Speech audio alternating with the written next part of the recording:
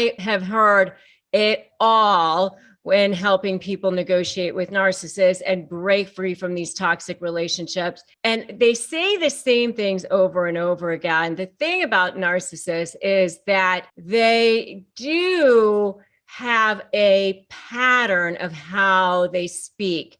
And that's the good news. I mean, the bad news is that it is so difficult to deal with them. But the good news is that there is a pattern in dealing with them.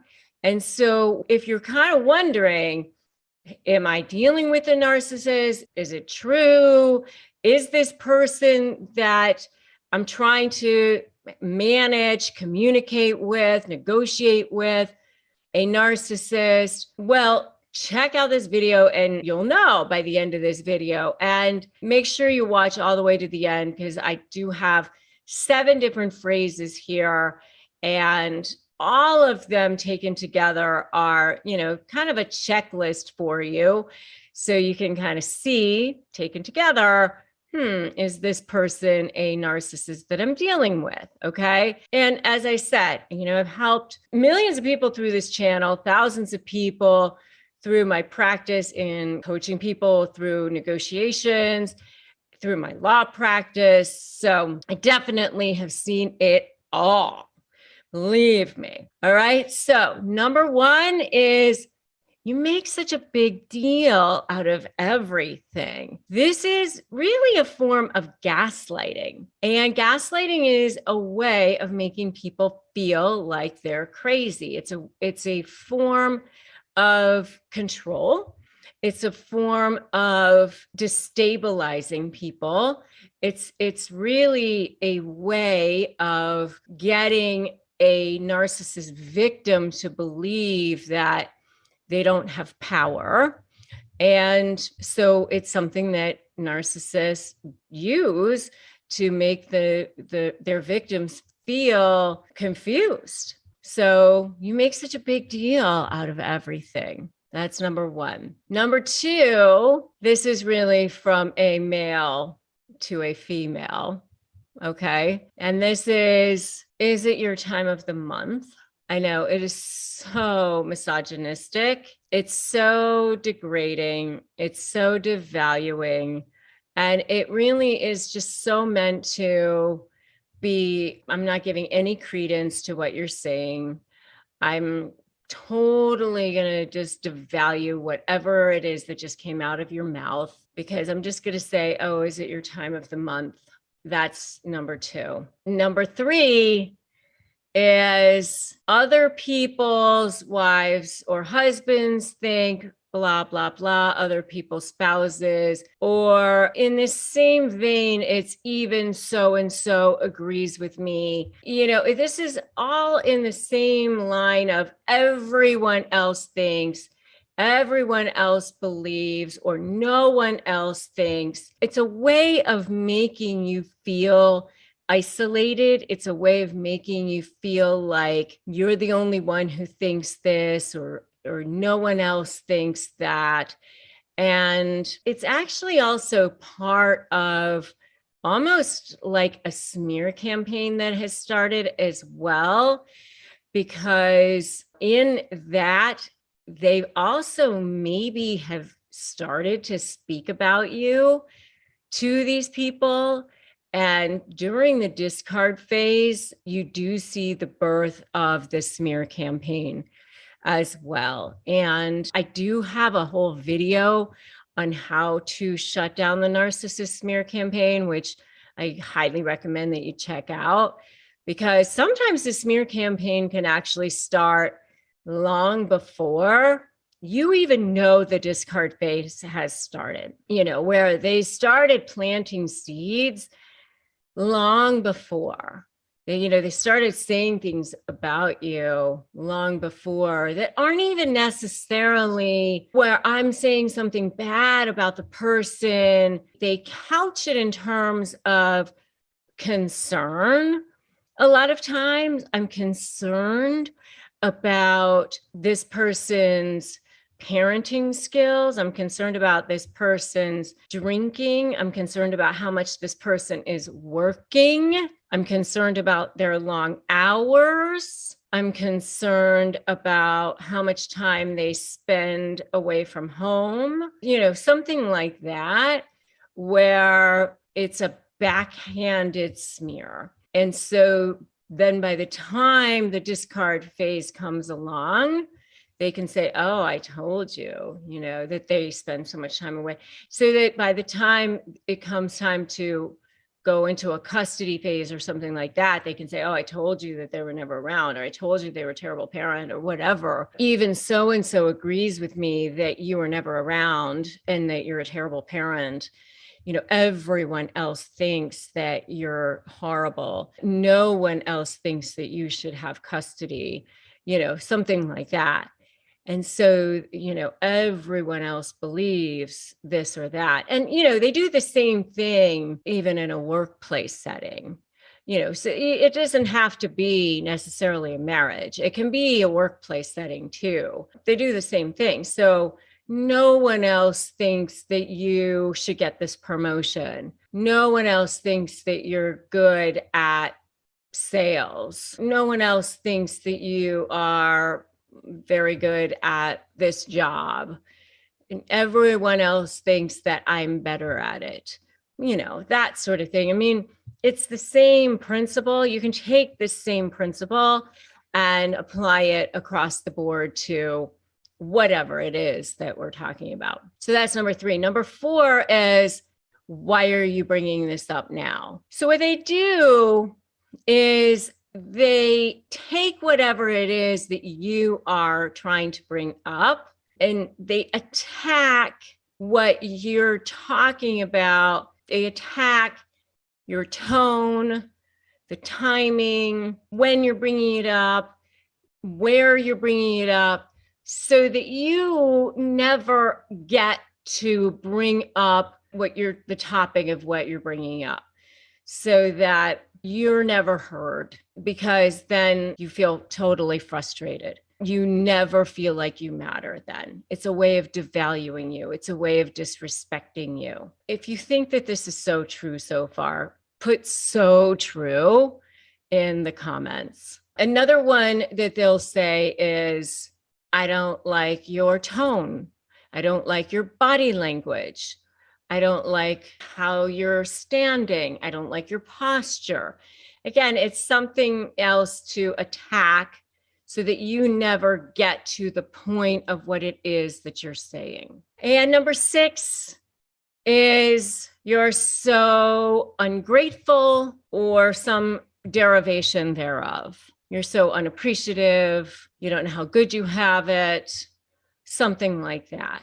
It's always something around how great they've been to you and how much you don't appreciate how good they are, and something to make you feel guilty. And especially if you are trying to ask for something from them, you are trying to get them to be held accountable for something, you're trying to hold them responsible for something, or you're even asking for them to acknowledge you or acknowledge your feelings, even not holding them accountable, even just acknowledge you in any way.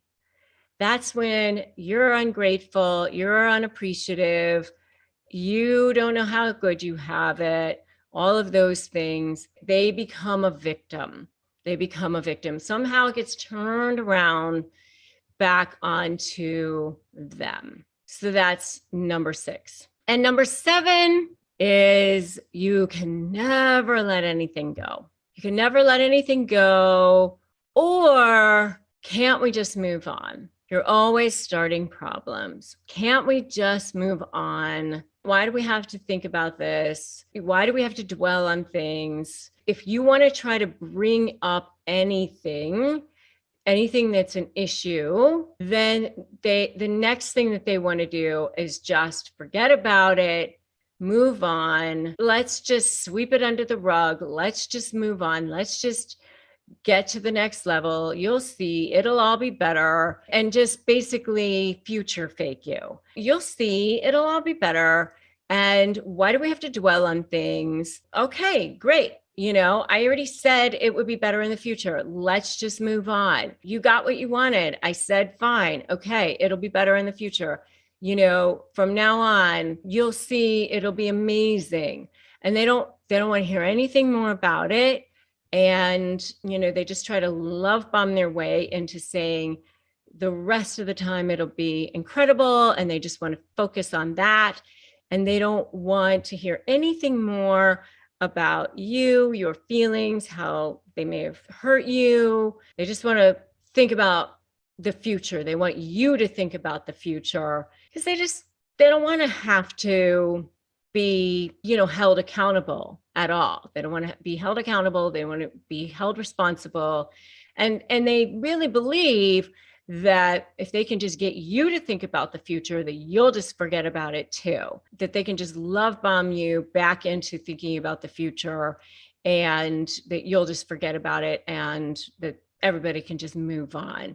And then they won't have to be held responsible for it, that they can just charm you with their charisma the way they did in the beginning, and you'll just move forward. And, they don't care about your feelings anyway. So what difference does it make? They just want what they want. They want you to be pushing your feelings back into their direction. They don't want to have to spend any time giving anything into your direction. We are going to tell you all about how to smack down that narcissist, because I am going to reveal to you the top 10 phrases narcissists use to control you so that you're going to be onto them and you're going to know what to do to fight back. All right, we're working our way up to number 1. We're going to start with number 10. Ready? And by the way, if you're new here, make sure you subscribe, hit that notification bell, because I want you to be part of my community so we can fight back. Your support means you have fuel to fight back. I'm arming you with knowledge and strategies every day. Number 1 is you're too sensitive. I'd be sensitive too if somebody said something like, oh, you're eating too much. It's like you're putting some weight on or whatever. Oh, this person's on a diet, whatever. And they're announcing it all in front of like a whole big room full of people or whatever. Oh, can't you take a joke? Well, you know what? Those kinds of jokes at my expense, they're not funny. That's not my idea of humor. That is not my idea of humor. That is my idea of gaslighting. That's what that is.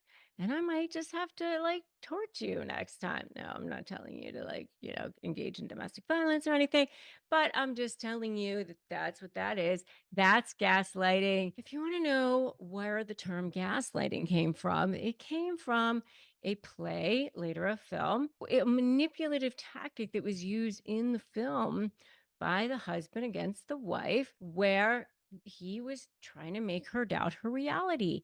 He was trying to make her go crazy. And so what he would do is he would blow the gas lights out and she would say, wasn't that just lit? And he would say, no, it wasn't. No, it wasn't. I don't know what you're talking about. He was trying to make her doubt her reality, her perceptions.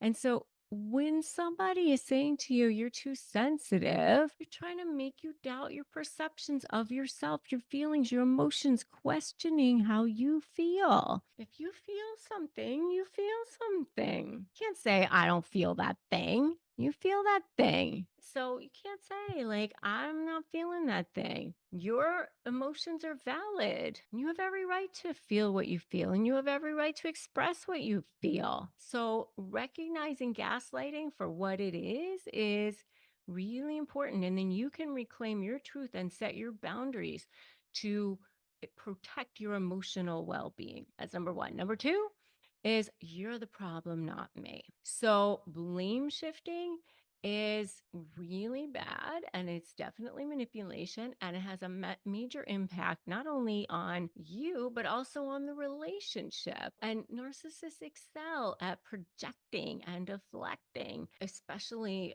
in personal relationships, but even at work too. Okay, and I would see this often as an attorney, when I was employing people, they do this kind of blame shifting in order to project away from their own shortcomings or wrongdoings. If you raise a valid concern about their behavior and they say, you're the problem, not me, it's an insidious tactic to shift the focus away from their actions, leaving you confused and leaving you to doubt yourself, right? And that's not okay. And it's essential that you recognize that you are responsible for your behavior and they're responsible for their behavior, and they have to take responsibility for their own toxic behavior. You have to set boundaries and refuse to let somebody put that on you. It's not okay. You can't take unwarranted blame, and you have to assert your self-worth and protect your own emotional boundaries too. The next one is you're overreacting. They use minimizing tactics to dismiss your valid concerns, especially if they're like in an inappropriate relationship. Again, it's like, oh, I saw a text message that looks like they're flirting with somebody at their work or whatever. And what's going on with that? Oh, you're overreacting. You're reading too much into it. Again, you just like, they're accusing you of being jealous or insecure. They're diverting attention away from their own potentially bad behavior, their own flaws, their own stuff that's going on. And instead of like reassuring you, making you feel better, you have to trust your intuition here and trust in your own self-worth and do your own work around this and make sure that they're not just minimizing you, minimizing your feelings, and manipulating you around this. Okay. The next one is, I'm only trying to help you. Sometimes, especially, when they're trying to be either paternalistic or misogynistic, a lot of times you see this with men and with women, but you definitely see it the other direction too. They disguise their manipulation as like false altruism to maintain their sense of control. I was just trying to help you. A lot of times they're doing this in order to show like, oh, like this person is going to have an exposed weakness. Like, I'm so concerned about so and so and how often they're having trouble at work, because then they're going to use that against you at some point, right? So you got to be careful about, oh, I'm just trying to help you, because then that becomes, oh, that person's motives are really to use that against you at some point. Assert your boundaries there. I don't need your help. Thank you. I'm good. Just say, I'm good. Thank you. You can put that in the comments right now. I'm good. Thank you. You just got to have you know who you are, right? And when you know who you are to your core, then that's a narcissist repellent. That's the next one. And by the way, if you need a free Crush My Negotiation Prep worksheet to get you started, get my free Crush My Negotiation Prep worksheet at winmynegotiation.com. Winmynegotiation.com is 15 pages. Just helped so many people. It's totally free. So I don't know why you wouldn't get it. Winmynegotiation.com. Get you started. It's amazing. Also join my free private Facebook group, Narcissist Negotiators with Rebecca Zung. All right. Next one is, you're so lucky to have me. Oh my gosh. I mean, I remember a narcissistic client saying this to me, before, like, oh, you're so lucky. You're so lucky that I'm hiring you to be my attorney. I could have anybody. And I'm like, okay. Be careful about how they use flattery to manipulate you. You don't want them to have like this sense of dependency. It's a form of manipulation, right? It's a powerful tool. And when they say, you're so lucky to have me, they're really trying to create this sense of dependence, like, nobody else wants you. That's like the other flip of that, right? Remember, your worth is not defined by their approval. Recognize flattery for what it is. A lot of times it's manipulation. You keep your independence. And the next one is, you're too needy. You're so needy. It's so interesting is like they go from this love bomb stage right into the devalue stage. And at the devalue stage is right when you start to go, Like when they go from 100 text messages a day to like, you're so needy, you're so clingy. And it's so crazy because it's like almost overnight. It's like, okay, I thought we were texting all every day. Now all of a sudden it's like, I'm so needy, right? But that's what happens is right away, it's to diminish your self-confidence and independence. So do not internalize that criticism. You are valid. You are worthy. You are so worthy of respect and honor and understanding. And so you need to stand firm in your boundaries and do not accept their attempts to undermine your self-worth. The next one is you're imagining things. This is sort of like you're too sensitive, right? You're imagining things, especially if your intuition is telling you something, your gut, the heart is ahead of the brain. That heart is 5 seconds ahead of the brain. When that heart is sensing something, when you feel it, then you know. When that spidey sense is ahead of something, when they're trivializing something, when they're saying you're imagining things, you probably know that something is going on. So don't allow them to minimize your feelings or assert dominance over you. Embrace your emotional authenticity and refuse to let them dictate how you're feeling. You have every right to feel what you're feeling. You ready for the next one? This is the last one.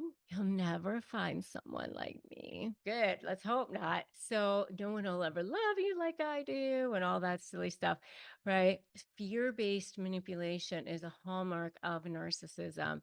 So when they say things like, you'll never find someone like me, they're seeking to instill fear and dependency, trapping you in a cycle of control.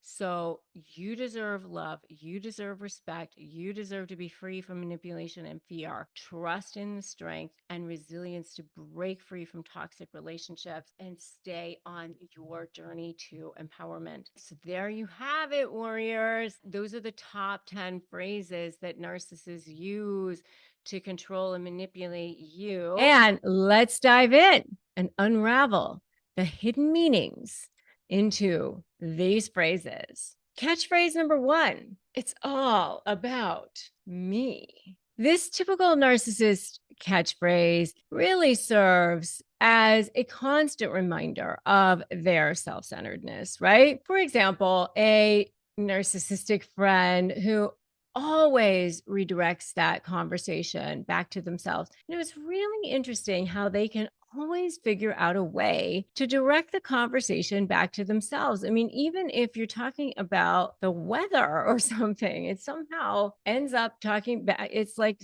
back on them somehow. It's so crazy how they can get it back to themselves. They never allow somebody to share their own experiences. If somebody says, let me tell you about my amazing day, or let me tell you about what I went through, or anything, somehow it comes back to, let me tell you about me. Let me tell you about what I went through. Let me tell you about what I'm looking at. Even if you just say, how do I look? What's my hair look like? Whatever. I mean, somehow it has to get directed back to them. What I mean by this is this catchphrase reflects on their belief that their thoughts, their ideas, their needs take priority over everyone else. What's amazing to me is you can even say something like, I'm sad. And somehow they take that as a personal affront to them. Why is this about you? You're mad at me. Suddenly they can't have you have a moment about you. They've got to have something about themselves, a lashing out at you. That's number 1. Number 2 is I'm the best. I'm the best. This boastful phrase is a grandiose display of their inflated ego. They might say things like, I'm the top performer, or I'm the best. But, this is not something that, it's okay to say that I have achieved something, and that's okay if somebody has achieved something and wants to share that, especially if they are sharing it to demonstrate credibility. in a field, that's all right.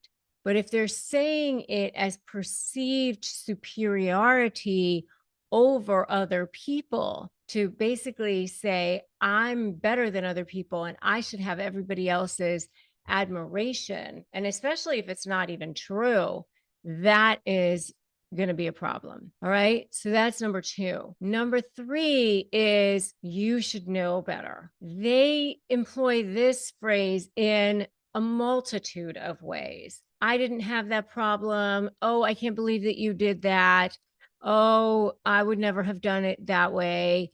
Especially when you might have slipped up and they didn't, or if they're blame shifting and redirecting attention away from themselves. If they had a boss, if you have a boss who's criticizing an employee for making a mistake that was actually their mistake, and they're trying to make it seem like it wasn't their mistake, they will blame shift it onto somebody else. You should have known better than to trust my judgment on that, or to trust my mistakes, my instructions. Or I can't believe you messed up again. By highlighting somebody else's flaw or mistake, they attempt to assert their superiority over somebody else and evade accountability for their own actions. That's decoding catchphrase, top catchphrase number 3. Have you seen any of these so far? Give me an amen in the comments. And by the way,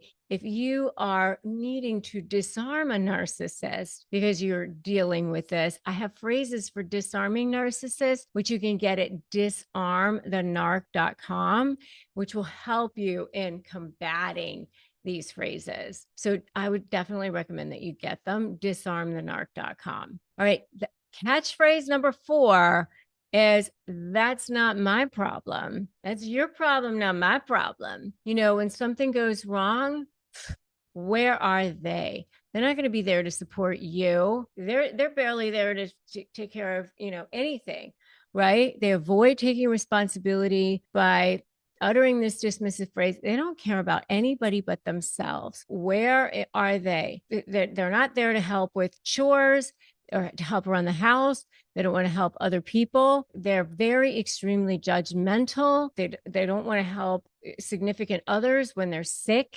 constantly saying it's not their responsibility, but they certainly want other people to take care of them. And they definitely want to take credit for other people's work. I mean, they're inherently lazy people. And then if you do things for them, they're certainly not going to acknowledge all the things that you did for them. They don't want to give you any kind of acknowledgement for the good things that you did for them. If they messed up or whatever, oh well, but they'll say, that's not my problem. You should figure it out on your own.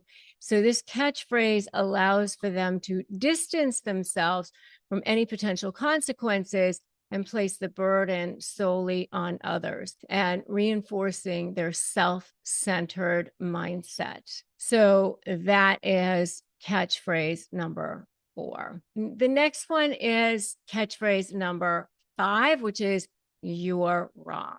You're wrong is they love this one because they love to find out that you're wrong and they're right. They love to belittle and invalidate others. Imagine that, there's somebody who's constantly friend or a colleague or a spouse who's constantly looking to undermine your opinions and ideas. They might say things like, you don't understand anything, you never get anything, you're way off base, your perspective is completely way off, you're misremembering things. This catchphrase is a number of different versions of you're wrong, but it's meant to control people, undermine their confidence, and reinforce their sense of superiority. So that's catchphrase number 5. They're so delightful, aren't they? Catchphrase number 6 is, that won't work.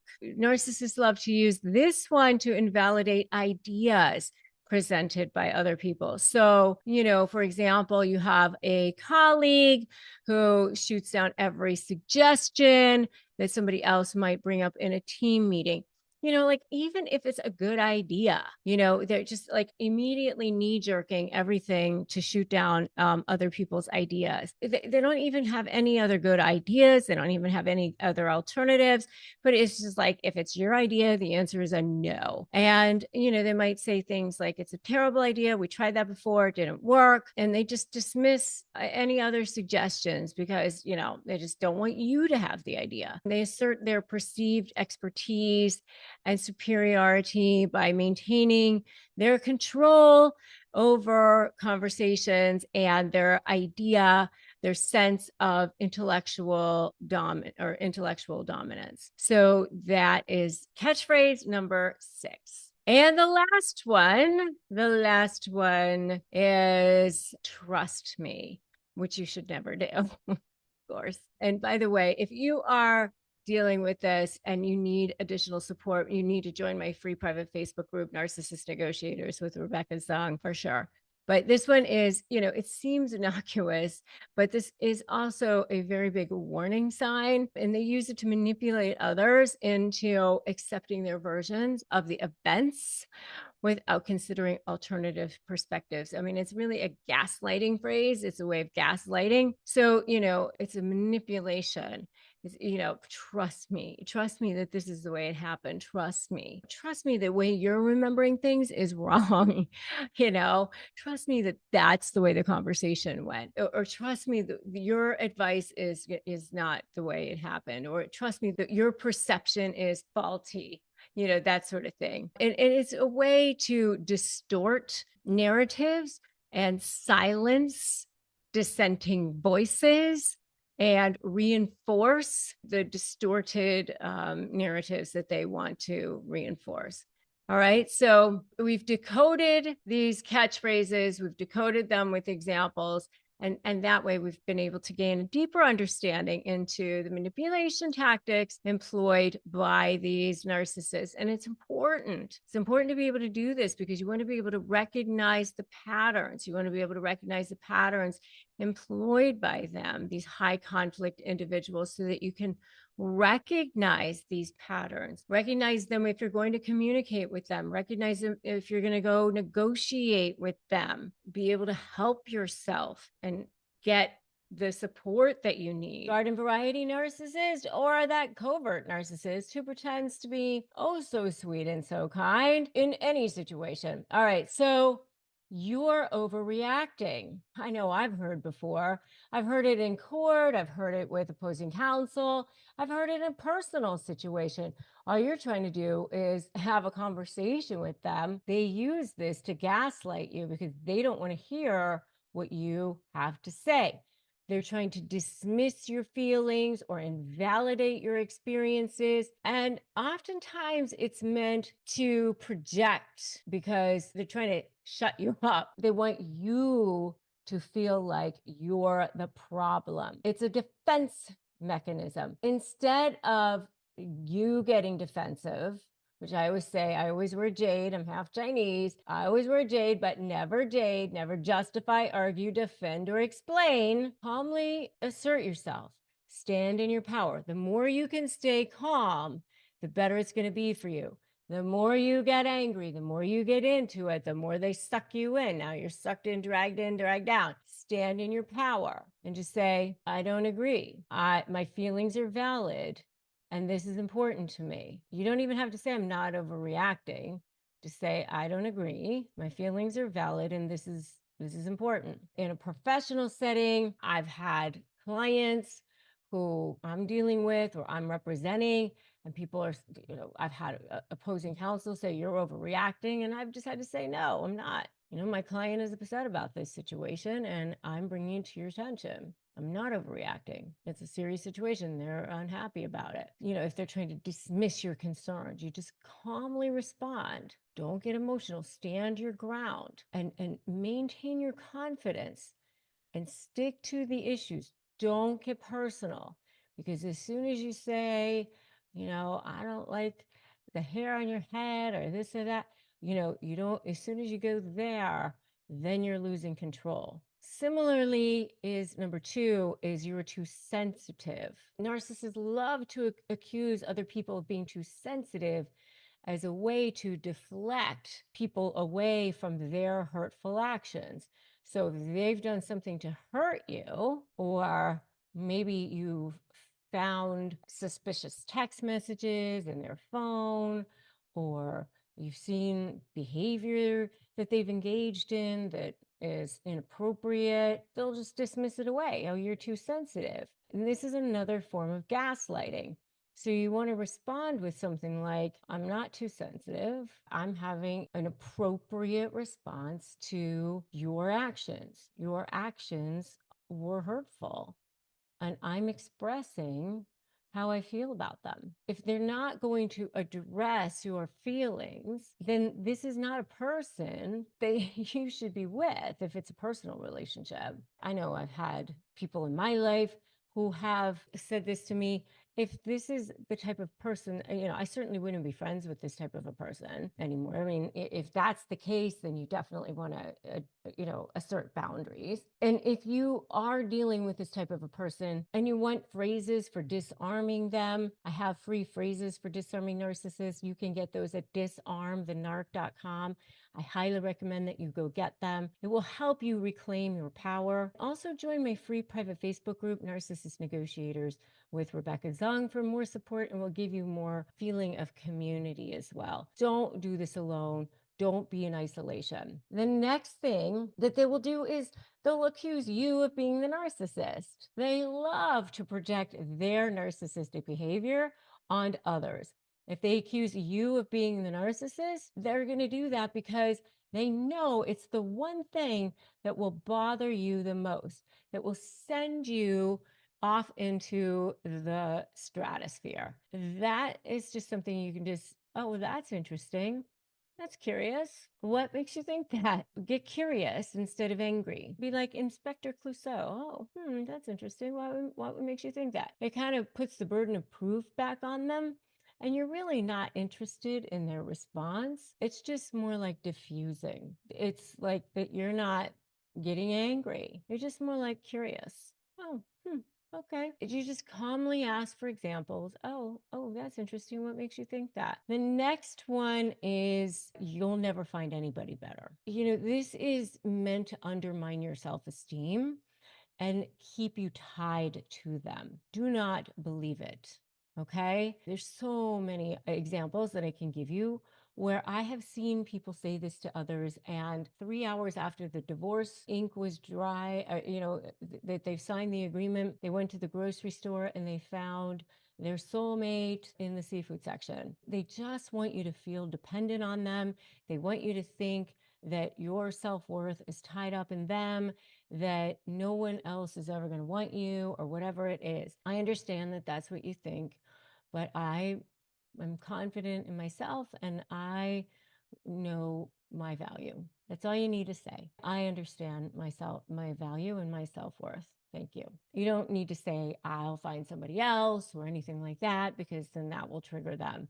Just say, I understand that that's what you think, but I know my self-worth and I know my value. Another thing that they love to say is everybody else agrees with me, or no one else agrees with you. The absolutes, speaking in absolutes, they certainly don't want you to speak in absolutes, but they love to speak in absolutes, right? And they love to let you think that there's this huge army out there of people, this bevy of people that are all lined up against you and with them, so that you feel isolated, so that you feel ganged up on, bullied. The way that I would just combat that is, thank you for the feedback. I appreciate your concern. That's all you need to say. You don't need to, say, you're going to go verify it, or, you want them to verify it. You don't need to say anything like that. Just shut it down. But just, thank you. Thank you for the feedback. I appreciate your concern. And that's it. Because then it just is like, whatever. There's an expression that says, I said whatever, bitches, and the bitches whatever. So just leave it alone. Don't give it credence. Don't give it merit. Because even if the people are saying this stuff, who cares? Those aren't your people. Stop trying to make not your people your people. The people who are your true people aren't going to say stuff about you. And the people who aren't are. So whatever. Okay. So leave it alone. And the next one is, I never said that. I mean, you can have it in a text message that glaringly says that they said that. You can have it in a recording and play it for them. I've done this in court, and they'll still say, I never said that. They love to gaslight you. I've seen opposing counsel do that right in a court transcript. Here it is. You said this. I never said that. Okay. Keanu Reeves says, I'm at a point in my life where if somebody says 1 + 1 = 3 or whatever, you just go, you're right. Have a great day. Have a nice life. Leave it alone. Keep a record of the conversations. Just calmly, just keep a record of the facts. Keep a record of your texts, of your emails. And you know what you say? You say, thank you for the gift to yourself, not to them. You just document, because documenting their lies and their inconsistent statements becomes your gift of leverage. It helps you maintain your sanity, and you will assert the truth down the road. All of these things will help you. It will prepare you. You will be able to respond more effectively. And let me tell you, what happens in darkness ends up in the light. It does. It just does. It becomes your leverage. And I show you how to use it as leverage. And just get started with my Disarm the Narc phrases. It's a good place to start. And remember, you have the power to confidently assert yourself and handle yourself in these situations with grace and strength. And narcissists only win when you give in. Today, we are diving in to something that really hits close to home for so many of us, because things that narcissist enablers say, I mean, they say things that just really, you're reaching out, you're trying to get support maybe for something that somebody's doing, and then they say something that's like, what? I mean, it's so painful. It really just makes you go, okay, well, maybe I am crazy. Maybe I am the one. It's really, really hard. And I want to also remind all of you guys that if you need some phrases for disarming narcissists, I have some really powerful phrases in my Disarm the Narc toolkit, which are designed to help you navigate conversations with narcissists more effectively. And you can grab those at disarmthenarc.com. They're lifted from my book, Slay the Bully, How to Negotiate with a Narcissist and Win, which you could also get. So let's talk about those subtle and not so subtle phrases that enable narcissistic behavior, whether it's in personal relationships or professional settings. These phrases can really perpetuate the cycle of manipulation and control. So I'm going to equip you with some strategies and some knowledge to recognize them and also help you disarm them. For example, one of them is, you're just being too sensitive. You reach out and you tell people maybe what somebody has done to you. This is a classic gaslighting phrase. It's a gaslighting phrase that narcissists use, but it's also something that an enabler might use as well. And it invalidates your emotions. And it's what a narcissistic enabler would say to you when they're dismissing your feelings. And it basically shifts the blame onto you. And it makes you doubt yourself. It makes you question the validity of your emotions. And here's the thing. I want you to know that your feelings are valid. And if you're feeling your feelings, you're not being too sensitive. You feel them. Okay. It's not sensitivity to expect respect, expect empathy when you are in a relationship, when you recognize the manipulation tactic for what it is.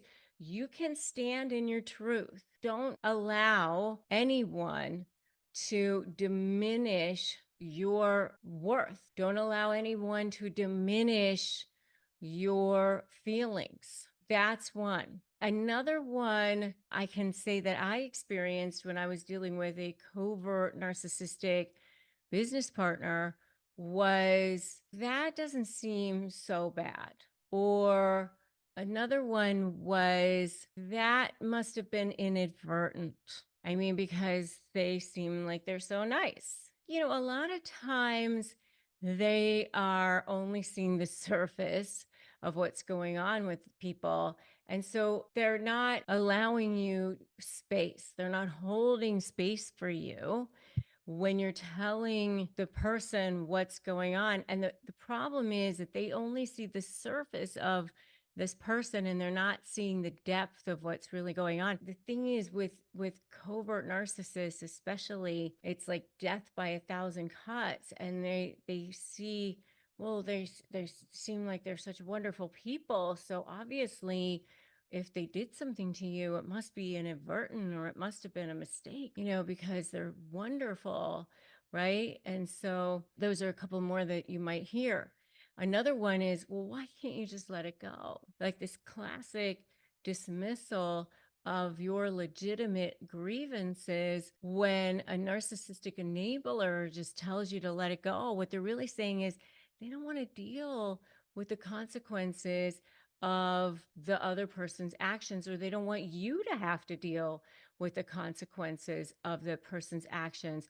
They just think that everything should be swept under the rug. Everybody should just move on and it should all just be minimized. Again, it invalidates you and invalidates your experiences. I am just telling you that it's important that you recognize that it's not your responsibility to let other people have their concerns just, you know, be pushed aside if that's what they want. You get to stand in your truth. You get to stand in your power and be recognized if that's what you want, and not let things slide if you've been wronged, right? And you can set boundaries and refuse to sweep things under the rug if you want. You can assert your worth. You can demand accountability if that's necessary. I want you to put in the comments right now, I know my worth. Put that in the comments right now. I know my worth. The next one is you're overreacting. Oh, that is so invalidating. When somebody says you're overreacting, I mean, it's totally trivializing your emotions and making you doubt the validity. I mean, what a way to make a person like go back into their shell, right? And invalidate you. That's a total gaslighting move. I mean, something similar is you're being paranoid. If you know in your heart and you feel in your intuition that something don't feel right, then you're not being paranoid. Protect yourself from manipulation and maintain your sense of self. If your intuition, your gut is telling you that something is off, something's off. I mean, stand up for yourself. Today we are tackling a phrase that I bet you didn't know is gaslighting. It seems like a common phrase, and sometimes it seems pretty innocuous. It's one of those phrases that kind of sneaks up on you. I know even for me, sometimes you think, that didn't feel very good. And you don't even sometimes realize what's happening when you're being gaslit. And that's why we're here educating you every single day on this. So what is gaslighting? Gaslighting is when the narcissist is trying to destabilize you. They're trying to make you doubt your own reality by manipulating you. It's a tactic to manipulate you, sometimes unintentionally. I guess if just manipulation is just a way of life for them, saying things or doing things or acting in ways to contradict your senses, your reality, and doing things that you know to be true. They do all sorts of different things. They can straight out lie. That didn't happen. What you believe is true is not true. But a lot of times it sneaks up on you. A lot of times it's much more stealth than that. A lot of times it's much more covert than that. In this particular instance, there is a phrase that seems sometimes innocuous, but it is not.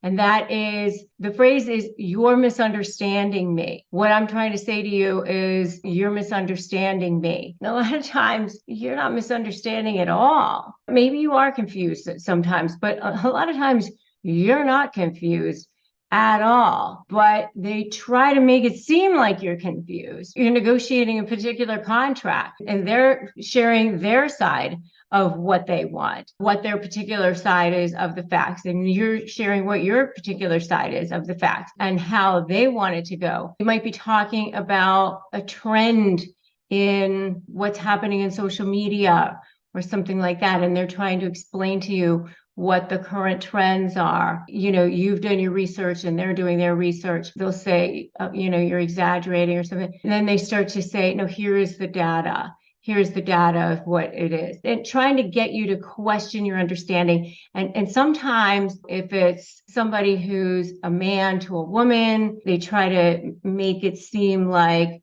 it's paternalistic. They try to couch it in terms of care. Or if it's somebody who's doing something unethical and you're catching them on doing something unethical, they try to weasel out of it by saying, oh, you're misunderstanding what I'm saying, what I'm doing. I certainly wasn't doing anything unethical. And they try to dismiss your feelings and what you're saying by getting you to think that what you're seeing, what you're believing, what you know to be happening isn't happening because you're just misunderstanding what's going on. And it's a tool to dismiss you, dismiss your sight, dismiss your vision, dismiss your hearing, mute your voice, and get you to be manipulated. And if you guys have seen this, I want you to put, I've seen it, in the comments below. Just put, I've seen it. And it can be extremely unsettling because a lot of times you end up feeling like, okay, maybe I did misunderstand. Maybe I did mishear it.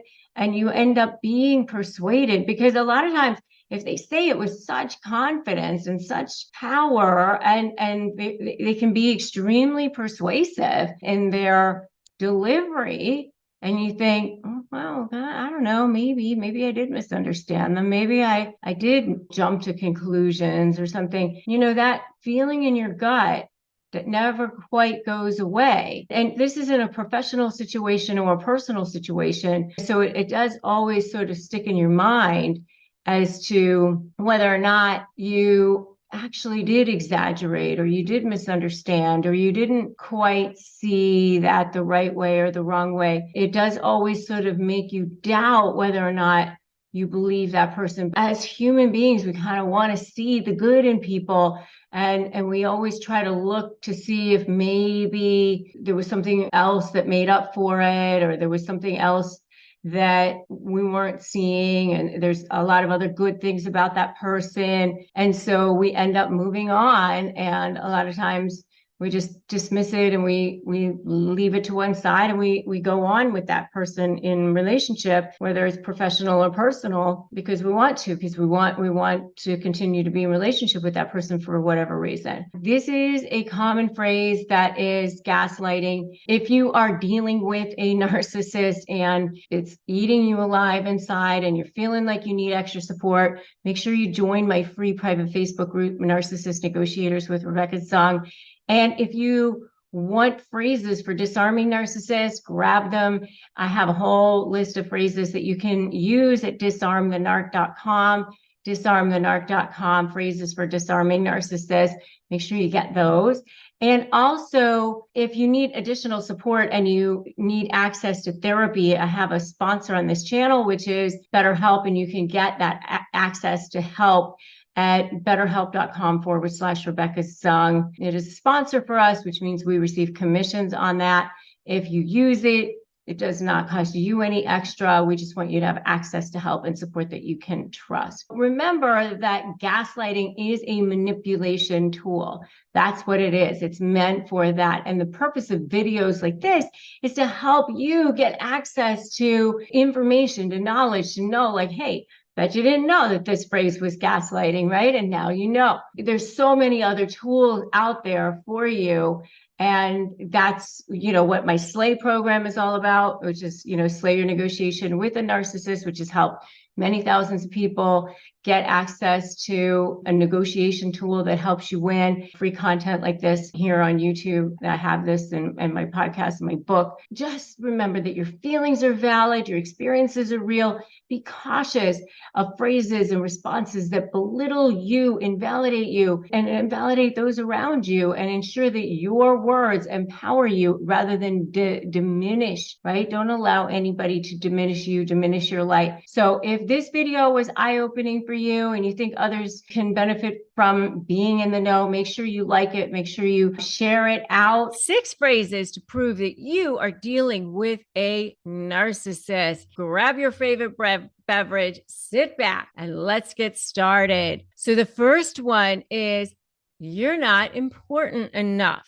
Narcissists often come back, they want to undermine your self-worth. They often want to belittle others. They want to belittle your accomplishments or diminish your importance. And so they devalue your achievements.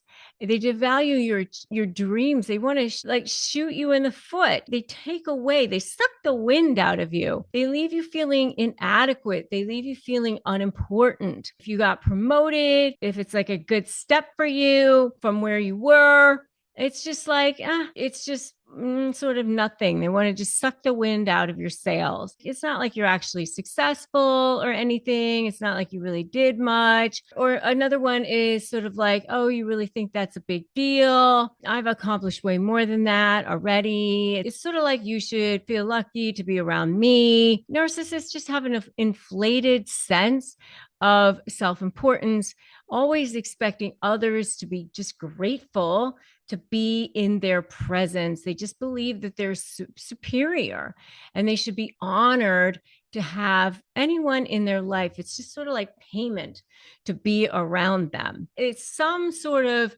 version of, you're just not that great. So that's the first one. So the next one is sort of like, you should just feel grateful that I'm spending time around you. You're just lucky to be around me. Not everyone gets the privilege of being in my company. You should just feel lucky to have me in your life. I'm doing you a favor by allowing you to be with me. The next one is, nobody understands me. You know, they kind of like have this little like pity party about themselves. They love to play the victim, especially covert narcissists. This is a biggie for covert narcissists. They want to gain sympathy. They want to manipulate others' emotions.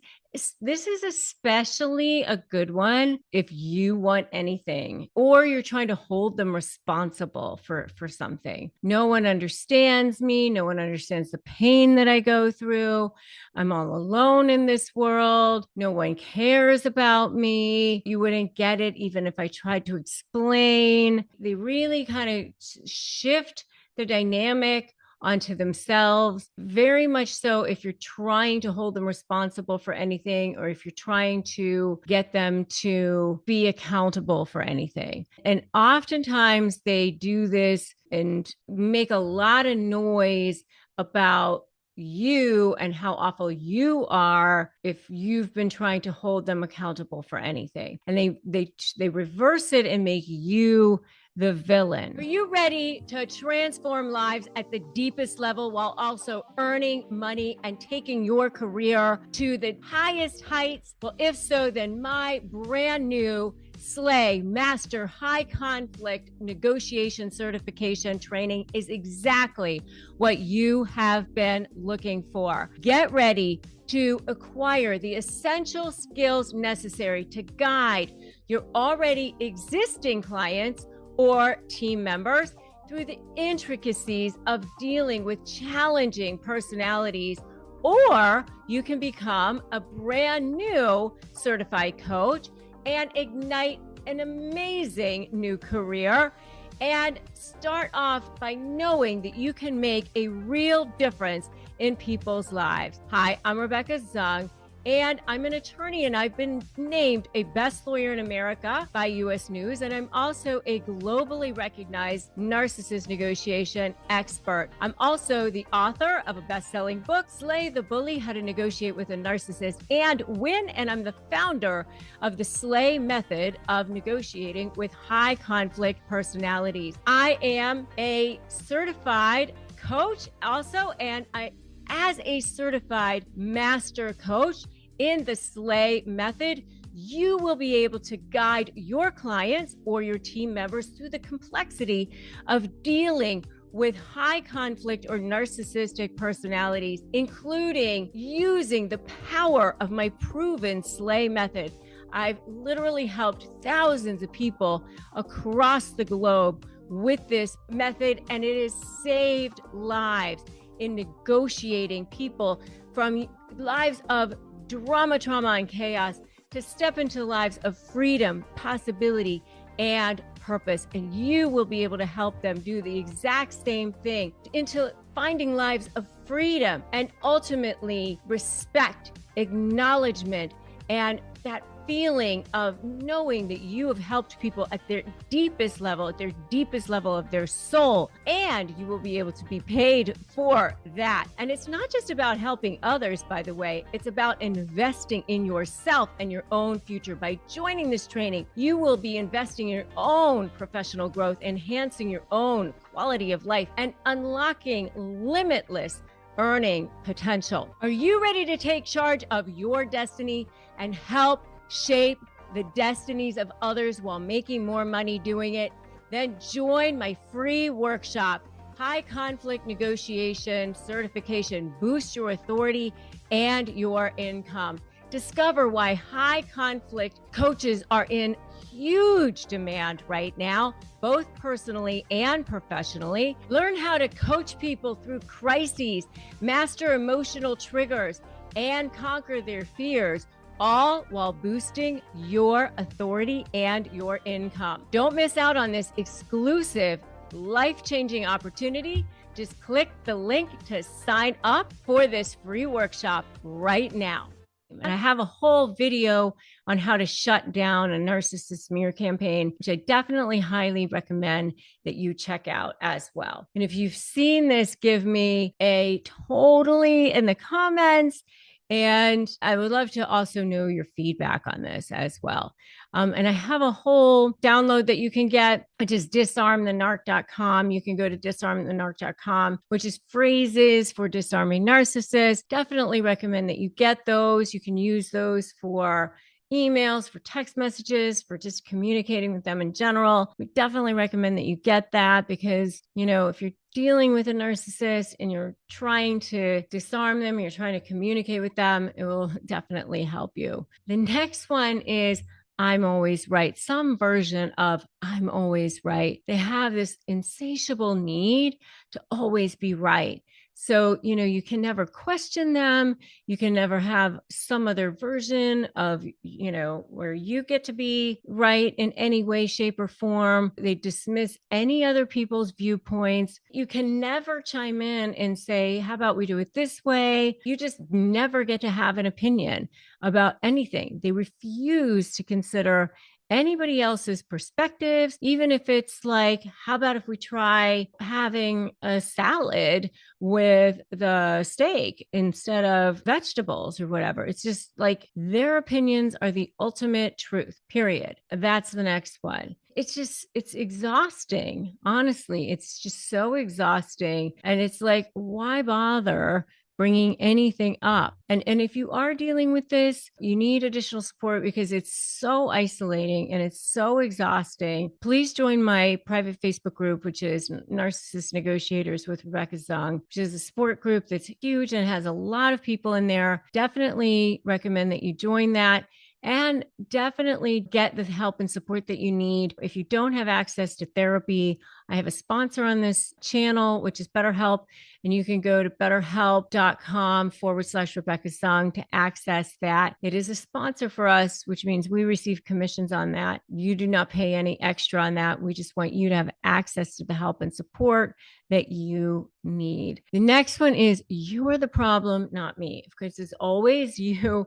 never them. Projection and deflection, lying and denying is what I always say, because they can never take responsibility for any of their actions.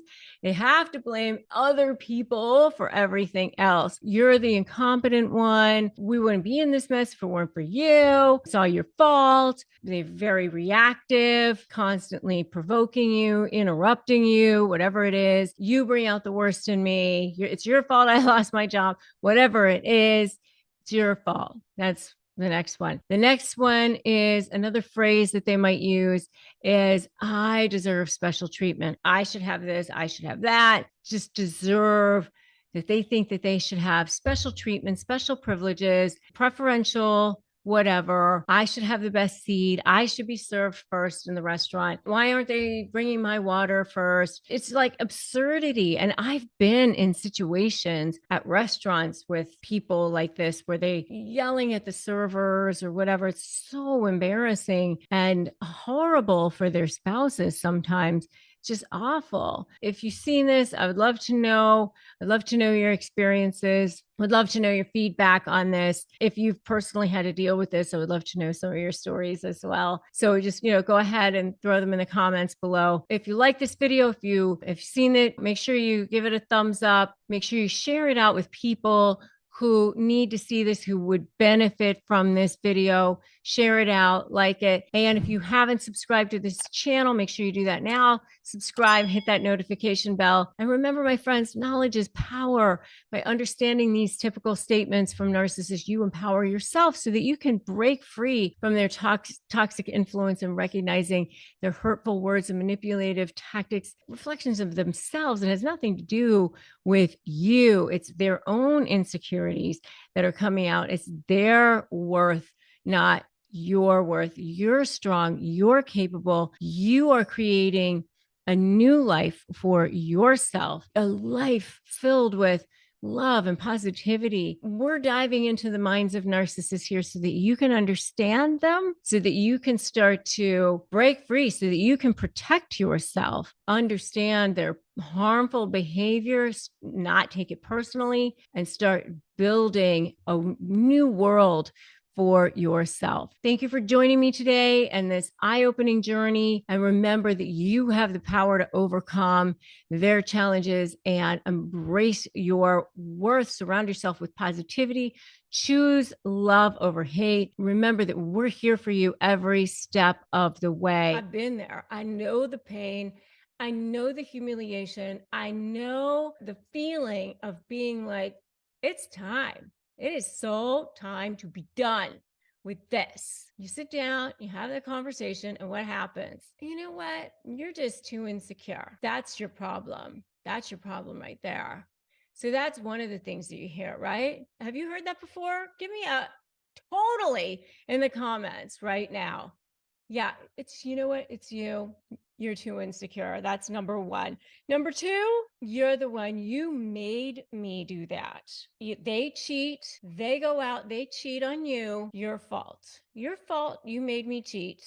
You know why? Because you were too tired. You didn't give me sex. You didn't, whatever. That was why. Your fault. You made me do it. Three, is you're the one who makes me angry. You make me angry. I can't tell you how many times I've heard that one before. They're like angry all the time and you have no idea why they're so angry. Why are they angry? It's out of the air. You've done nothing. You're still there. You're just living your life. And they're just like so filled with anger all the time. You know why? Because they hate themselves. The narcissists just hate, they have this inner hatred about themselves. It has nothing to do with you. Hurt people, and they end up bleeding out all over everybody else. And you cannot take that on. You just have to have like this Teflon around you. Just pretend like there's an invisible bubble around you and you don't have to take that on. So the next one is, you made me lie. You made me lie. What is that about? You know what?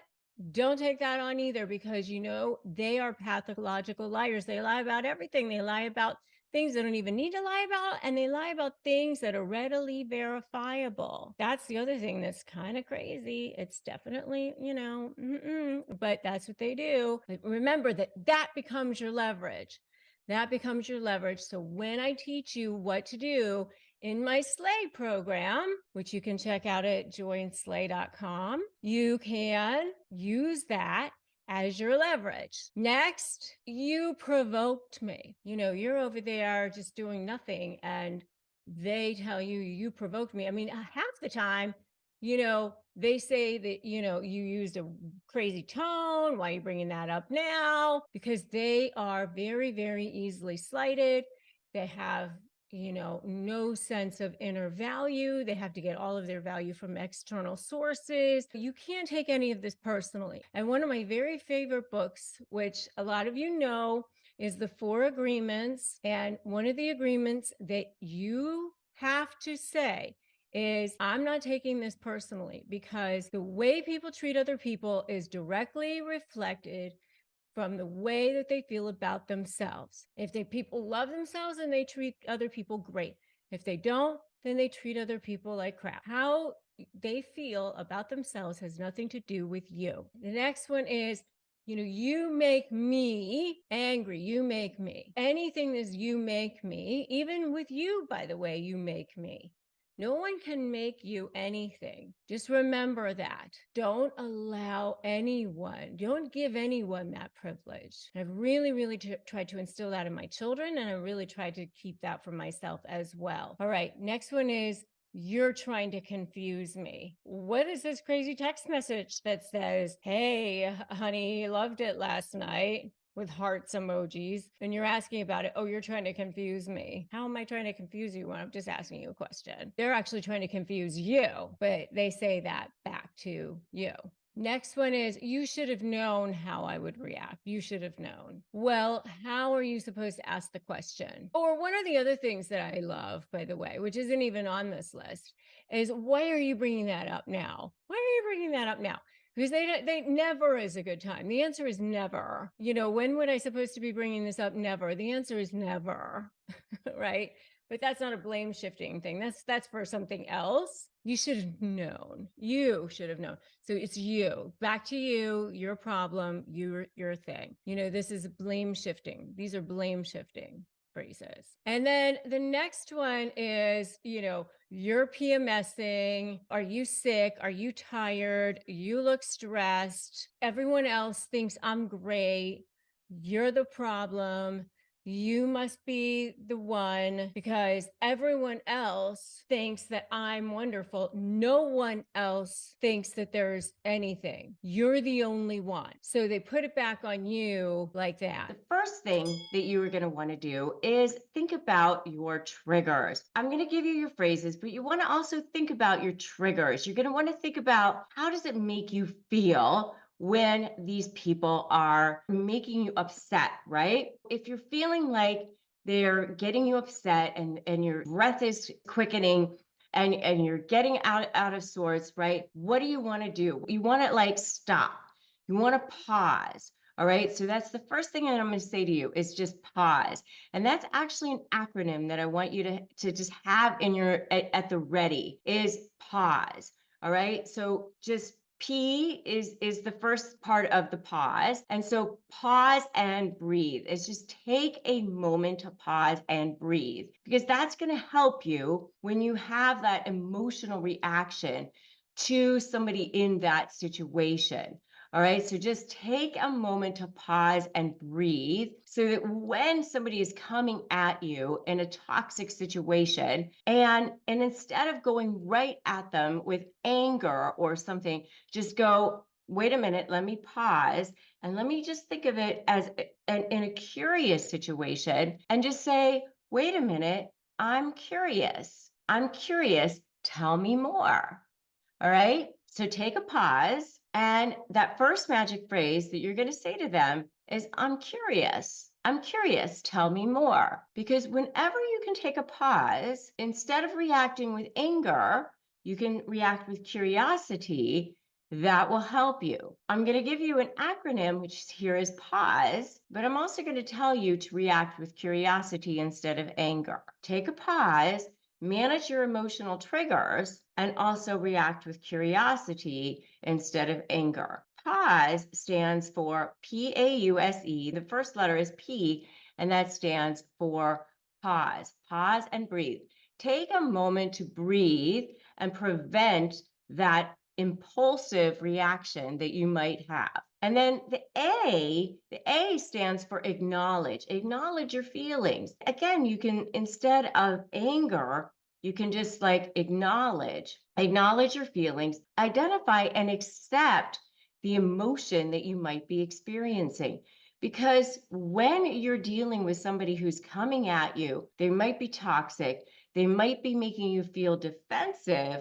Then you can be like, wait a minute, I'm going to take a pause. I'm going to take a step. I'm going to take a breath, because anytime that you can do that, then you don't give them that moment to be baited, right? Because anytime that somebody can bait you, then they are going to have that upper hand. Because whenever you get into that emotional quagmire, then they're going to have that upper hand on you. So anytime that you can react with curiosity instead of anger, then they're no longer going to have that upper hand. So that's why I'm saying to you to take that pause. You is use rational thought.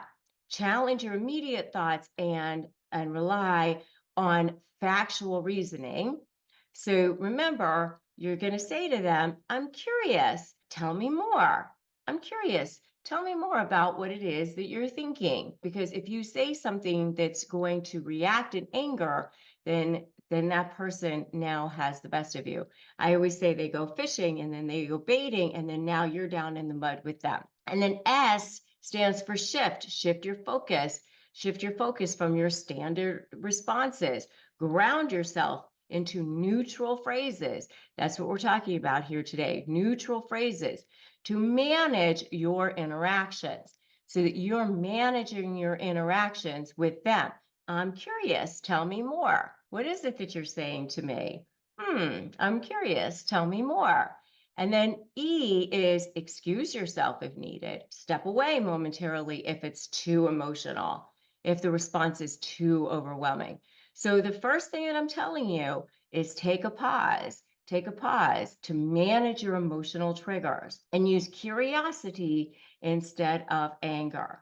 So anytime that you can respond to somebody with curiosity instead of anger, you're going to be much better served. You're taking that pause. So the very first phrase is, I'm curious, tell me more, because you're using curiosity instead of anger. But I'm also telling you to take that pause, and pause stands for what I just told you that it stands for. Does everybody get it? All right, so take a pause, and I want you to put that in the comments below. Take a pause. I already gave you one magic phrase to respond to anyone in any kind of situation, no matter what it is, so that you have that toxic situation happening. You've got a phrase. But remember, you're taking a step back. You're the one who's now in control. All right. And remember, the E is excuse yourself if needed. You can always excuse yourself if you need to. The next one, phrase number 2, is that's interesting. Why would you say that? Again, it's more like curiosity instead of anger. That's interesting. Why would you say that? You're not reacting with anger. And the other reason why I suggest that you use a phrase like this, especially if you're negotiating with somebody like this, and as an attorney, I tell you this, especially in a negotiation situation, is that you're always wanting to know more about what the other person is thinking. And if you can get it where you can dig into more about what the other person is thinking, then you can actually start to learn more about how you can get the upper hand on them. And I know a lot of times you're sitting there thinking, I don't want to know what they're thinking. I don't want to know anything about them. But the answer is no, that's not true. You always want to know more about what the other side is thinking. You always want to gain more information. because information is power. Information is leverage.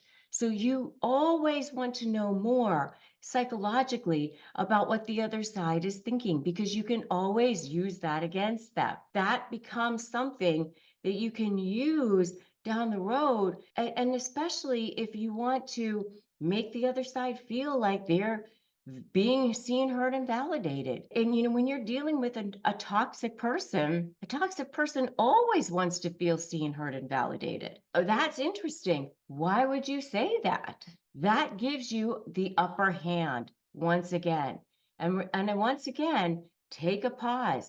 How do you manage your emotional triggers? You take a pause and breathe, acknowledge your feelings, use rational thought, shift your focus to standard responses, excuse yourself if needed. And then, that's interesting. Why would you say that? 2 phrases that you can use so far. I'm curious, tell me more. And then the second one, that's interesting. Why would you say that? The third one, that's interesting feedback. Now, once again, you're like actually telling them, oh, I like your feedback. Thank you. What makes you think that? Especially if the person just put you down. They think that they put you down. Okay, great. That's interesting feedback. What makes you think that? Dig into why do they think that about you? Let them explain. Instead of going, what? Actually let them go into it. Let them tell you their side. Let them give you their arguments. Let them give away their side of the story while you sit there and take notes. Just take a pause. Don't feel the need to defend yourself. I always say never jade, even though I love jade. Never justify, argue, defend, or explain, because you're going to take a pause. Use this opportunity to gain information, gain knowledge. You're collecting. So I'm curious. Tell me more. That's interesting. Why would you say that? That's interesting feedback. What makes you think that? You got to take your ego out of this thing. Check your ego at the door. Just do some information gathering over here. You're just pretending like you're reporting the news over here. So that's 3 out of 4 so far. Never give away your leverage, by the way. And you just keep your emotions out of this thing. You're just looking at things factually. And you can't take things personally, especially when you're dealing with somebody who's toxic. Because when you're dealing with somebody who's toxic, you're not dealing with rational. You're not dealing with reasonable. You're never going to get them to see your side. You're never going to get closure. So you might as well just kind of look at it as a game. So the final thing is, that's an interesting perspective. Why would you ask that? So I'm curious. Tell me more. That's interesting. Why would you say that? That's an interesting feedback. What makes you think that? That's an interesting perspective. Why would you ask that? And just put it back on them. Don't allow them to let them see you sweat. Don't allow them to make you think that you're upset, because you keep hanging around in the conversation, upset, not triggered, and not emotional. You might actually gather some information. Now, it's not an easy thing to do, right? So if you're finding yourself triggered, if you're finding yourself upset, if you're finding yourself defensive, or any of those other things, you got to take yourself out of the conversation. You can't continue to be in the conversation. I do recommend phrases for disarming narcissists. If you need them, you can go to disarmthenarc.com and get my phrases for disarming narcissists. I highly recommend those if you need them. If you need them, they work great for emails, texts, all sorts of things. Disarmthenarc.com. They're totally free. And my free private Facebook group is also a great source of support, which you can go to, which is Narcissist Negotiators with Rebecca Zung. Definitely check that out for sure. That will help you. And so go to my free private Facebook group for support, disarmthenarc.com for free phrases for disarming narcissists. Get the help and support that you need in the areas that you can get them. I'm curious, tell me more. That's interesting. Why would you say that? That's interesting feedback. What makes you think that? That's an interesting perspective. Why would you ask that? So, four magic power phrases to respond to anyone in any situation, no matter how toxic, no matter how angry, no matter how they are. But you got to take a pause and you got to make sure you're managing your emotional triggers. And you have to make sure that you're responding with curiosity instead of The anger. very first one is I agree with your point about whatever it is. Maybe it's a specific thing. Maybe if you can just find like a shred of something that you can agree on. Maybe it's like, I agree that we're not going to agree on something, right? But if you can find something where they can feel like they've heard the word agree, that will help because you're just kind of fluffing up their ego. I always say fluff or favor, vomit later. You give them a little something that they want, which is that adulation. You're fluffing up their ego. And then you start with that shred of something. It's like start with areas of agreement and then you work outward from there. So I agree with you on this. And then you go, okay, it shows that you are listening. It shows that you're starting from a positive tone, and it shows that you are letting them know that they matter. My second book was Negotiate Like You Matter. And the reason why I called it that was because everybody wants to feel seen, heard, and know that they matter. But narcissists, even more so, they literally have that feeling of the most pain, the most shame. They want to know that they're the only ones that matter, right? So you got to give them that narcissistic supply. And so if you can kind of fluff up their ego a bit just so you can get what you want, you can go, okay, I'm valuing you, I'm valuing your perspective, and then go, how do you envision a perfect outcome for this? Let them tell you what it is that they want. So I agree with your point on this, but what's the perfect outcome for you? And then let them tell you. Let them share their perfect aspirations. Let them tell you what their perfect outcomes are. It'll give you valuable insight into their goals. Let them pontificate on that. It'll help you, especially if you're negotiating with them, especially if you are in some kind of a deal with them. You do want to know what their positions are. You do want to hear what it is that they want. Instead of pushing and fighting back for a change, go, okay, I agree with you on this particular thing. Where is it that you see this going? What is it that you want? Let them talk for a minute. That's the first one. And by the way, if you are dealing with a narcissist or a high conflict personality in a negotiation setting, get my free Crush My Negotiation Prep worksheet at winmynegotiation.com. It's a free 15-page ebook. Literally hundreds of thousands of people have gotten it and won their negotiations just on that. It's totally free. So go ahead and get that for yourself too, and it'll help you. Okay, the next thing is we seem to both value blank. How can we use this common thing that we both agree on to address our challenges? So, for example, if you are in a divorce situation, I know that we both want the best for our children. I know that we both value this. It's sort of like a neuro-linguistic programming or an embedded command.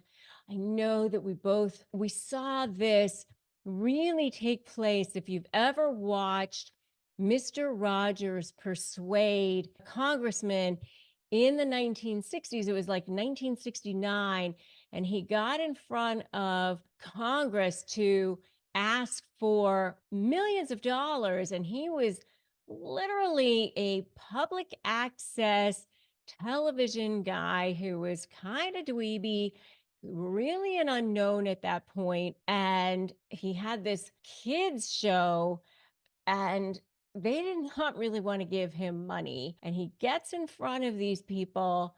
And the guy that he had to go in front of, the particular congressman that he had to get in front of, was known to be kind of a difficult person or whatever. And he goes, all right, Rogers, you got the floor. And really was not in the mood for him that day. But by the end of it, the way that he was speaking to him was, I care about the future of children there, as I know you do. because you know that they're the future of this country, as I'm sure you would agree. And the way that he was speaking with him, there was no way that this guy, the Senator Pastori was his name, there's no way that he was not going to agree with him.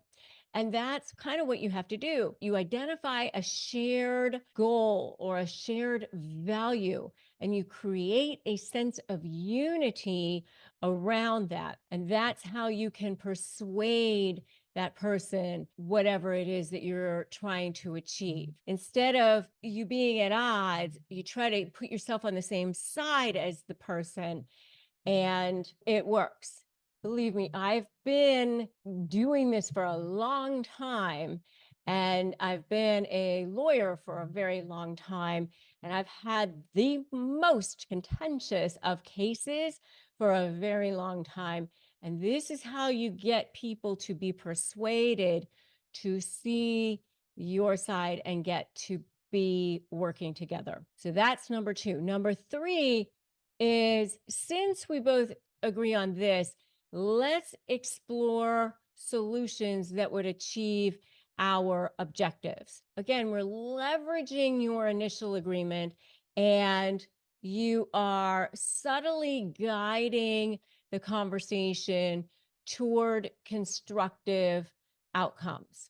That's the next question that you can ask. The next one that you can ask is, what steps or do you suggest that we could take to get where we want to go? Instead of railing against, instead of going and being defensive, you can start asking them questions. This is really in the same vein of when I suggest to you, instead of responding with anger, to respond with curiosity. I've often said in my other videos to respond with curiosity. Well, that's interesting. Why would you say that? Or that's interesting. Why would you do that? Well, that's interesting. Why would you think that? This one is, what steps do you suggest that we could take to get there?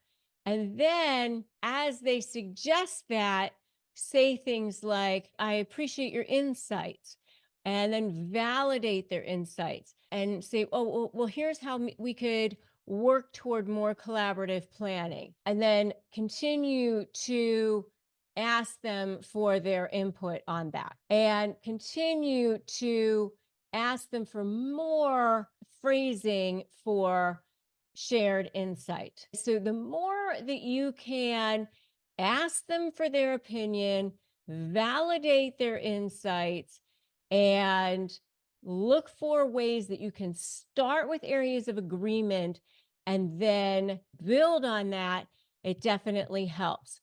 And then asking for what their ideal scenario would be for resolving issues also helps. Given our shared interest, what would be your ideal scenario? Given our shared interest, what would be your ideal scenario? So that's another way that you can phrase that. Things that you want to stay away from. You want to stay away from being defensive. I would say never jade, never justify, argue, defend, or explain.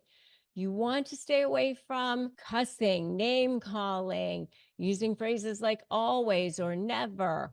You want to stay away from any kind of where you are insulting the other person in any way, shape, or form. You want to establish positivity. You want to establish a collaborative tone. You want to make it seem like you're being mutually beneficial. You want to make it sound like you're listening to them. Maybe things are like their idea, or you're planting seeds for it to be their idea. You're responding with curiosity instead of anger. Okay. And if you are in a situation where it starts to get heated, where they start to become more personal, they start to become insulting or disrespectful, you can just say things like, thank you for the feedback, or again, start to look at them as if they are a third party having a tantrum on the floor. Don't take things personally. If you need additional support, join my free private Facebook group, Narcissist Negotiators with Rebecca Zung. Make sure that you take your break if you need to. I always say, SOS, stop and take a breath. Start observing them as if they're a toddler. And then S, stay calm. Don't allow them to let you get emotional. Never get emotional. Because if you do, then they have you, especially in high stress, high conflict situations. They will try to get under your skin. They're going to try to do that. You can say things like, I understand your perspective. I can see your way. I can see your way of doing things. If you can start to say things like that, I can start to validate you.